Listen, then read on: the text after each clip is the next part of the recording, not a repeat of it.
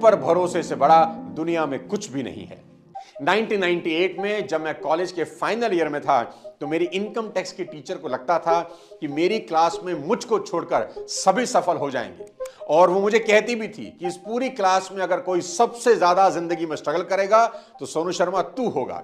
पिछले कई सालों से मैं उन्हें ढूंढ रहा हूं कि उनको बता सकूं कि मिसेस भाटिया, मैंने आपके ओपिनियन को अपनी रियलिटी नहीं बनने दिया।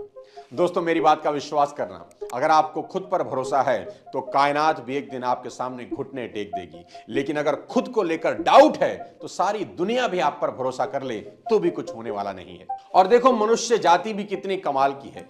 पेड़ पर धागा बांधकर विश्वास कर लेती है कि कुछ अच्छा हो जाएगा। सूरज पर विश्वास है कि जल दिया है तो काम बनेंगे।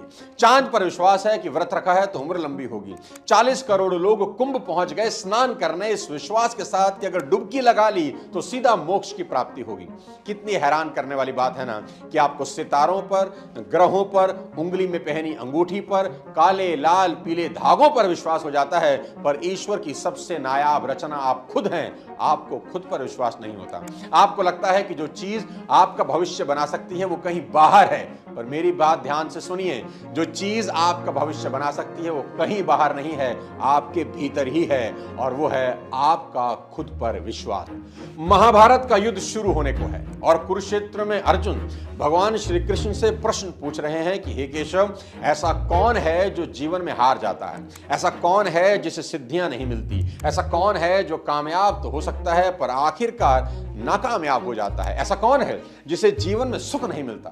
तो भगवान श्री कृष्ण अर्जुन को एक ही उत्तर देते हैं कि संशयी आत्मा विनश्यति, यानी संशय में जो आत्मा है उसका विनाश निश्चित है। यानी जो इंसान डाउट में जीता है वो जीवन की जंग हार जाता है। संशय यानी कि डाउट।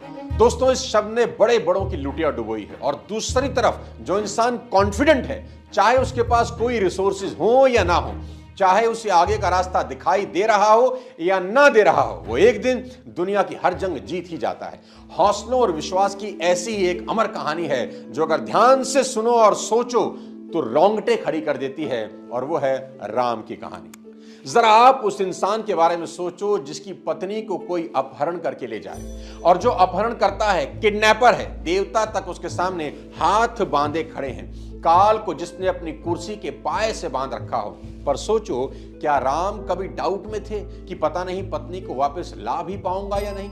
और मुझे तो यह भी नहीं मालूम कि रावण उन्हें कहां ले गया है। दोस्तों, सेल्फ बिलीफ की इससे बड़ी मिसाल आपको पूरे ब्रह्मांड में ढूंढने से नहीं मिलेगी। जब मां सीता का हरण हो गया तो राम और लक्ष्मण मां को ढूंढ रहे थे, जंगल जंगल उनकी खोज कर रहे थे कि पता नहीं सीता कहां चलेगी। उन्हें यह तो पता था कि कुछ गलत जरूर हुआ है, पर यह नहीं पता था कि रावण उन्हें उठा ले गया है। जब तक वो जटायु से नहीं मिले थे, सीता को खोजते खोजते राम ने देखा कि एक वृद्ध गीध जमीन पर लहूलुहान पड़ा है, उसके पंख कटे हुए हैं, अलग से जमीन पर पड़े हैं। तो राम ने जाकर उन्हें प्रणाम किया, उनका सर अपनी गोद में रखा, अपना परिचय दिया और उनका परिचय पूछा कि आप कौन हैं और आपकी ऐसी हालत कैसे हो गई। तब पहली दफा जटायु से उन्हें पता चला कि सीता को रावण उठा ले गया है। जटायु ने पूरी कहानी सुनाई और कहा, राम, मैंने रावण को रोकने की और बेटी सीता को बचाने की बहुत कोशिश की, पर रावण ने अपनी तलवार चंद्रहास से मेरे पर काट दिए।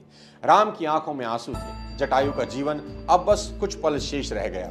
जीवन के अंतिम बेला में जटायु राम से एक सवाल पूछते हैं कि हे राम, तुम्हारी गोद में प्राण त्याग रहा हूं, निश्चित ही स्वर्ग को जाऊंगा, और स्वर्ग में तुम्हारे पिता दशरथ से जब भेंट होगी तो मुझसे पूछेंगे कि तुम्हारा और रावण का क्या बैर था, उसने तुम्हें क्यों मारा।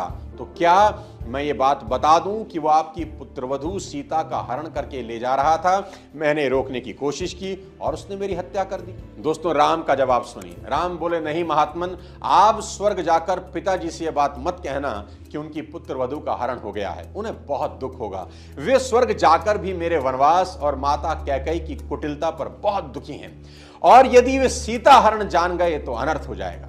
और सीता हरण की बात सुनकर स्वर्ग के वैभव को त्याग कर वो यहां आ जाएंगे तो मैं उन्हें क्या मुंह दिखाऊंगा कि राम के रहते उनकी पुत्र वधू का हरण हो गया। बात करते करते राम अब कुछ कठोर हो गए और जटायु से बोले, सीता हरण तात जनी कहू पिता सन जाई, जो मैं राम तो कुल सहित कही दसानन आई। हे पक्षीराज, आप मुझे राम कहते हैं ना? जटायु ने कहा, मैं क्या, सर्वविदित है कि आप राम हैं। तो इस राम की प्रतिज्ञा सुन लीजिए। यदि मैं राम हूं तो यह सारा समाचार मरने के बाद रावण खुद मेरे पिताजी से कहेगा, मैं जा रहा हूं दक्षिण दिशा की तरफ, और अगर मैं राम हूं तो उस रावण को उसके कुल समेत मारूंगा। जब मेरे हाथ से मरेगा तो निश्चित ही स्वर्ग जाएगा। तो मेरे पिता उससे पूछेंगे कि रावण, तूने ऐसा क्या अपराध किया था कि राम ने तुम्हारा कुल नाश कर दिया?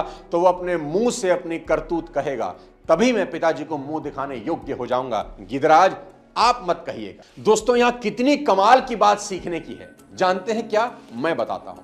जिस इंसान को अभी तक यह नहीं पता कि मेरी पत्नी कहां है, कैसे ढूंढेंगे, कैसे जाएंगे, पैरों में चप्पल नहीं, कोई सेना नहीं, कुछ अता नहीं, पता नहीं, और युद्ध करना है उस राक्षस से जो परम शुभ भक्त है, देवता तक जिसके नाम से कांपते हैं, जिसका बेटा इंद्र को बांध लाया है, जिसके 10 सिर हैं, दशानन है। यहां श्री राम के पास अगर कोई चीज है तो वो एक है, खुद पर विश्वास। और जब इंसान को खुद पर भरोसा हो तो वो हर असंभव युद्ध जीत लेता है।